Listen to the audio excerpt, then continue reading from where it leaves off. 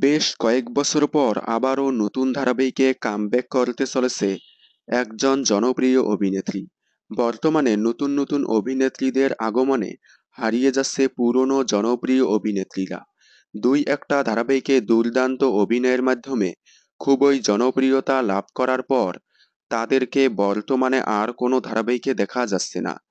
বেশ কয়েক বছর পর আবারও নতুন ধারাবাহিকে কামব্যাক করতে চলেছে খুবই জনপ্রিয় একজন অভিনেত্রী। জি বাংলার অ্যাক্রোপলিস এন্টারটেইনমেন্ট প্রোডাকশন হাউজের অন্যতম জনপ্রিয় ধারাবাহিক ছিল ফিরকি। এই ধারাবাহিকে প্রধান গুরুত্বপূর্ণ চরিত্রে অভিনয় করেছিল জনপ্রিয় অভিনেত্রী আরজা ব্যানার্জি।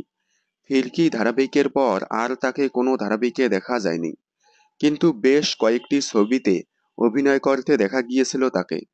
এবার কয়েক বছর পর আবারও নতুন ধারাবাহিকে ফিরছে আরজা ব্যানার্জি। আকাশ আট চ্যানেলের অন্যতম জনপ্রিয় একটি ধারাবাহিক আদালত এবং একটি মেয়ে। এই ধারাবাহিকে একটি গুরুত্বপূর্ণ চরিত্রে কামব্যাক করতে চলেছে আরজা ব্যানার্জি।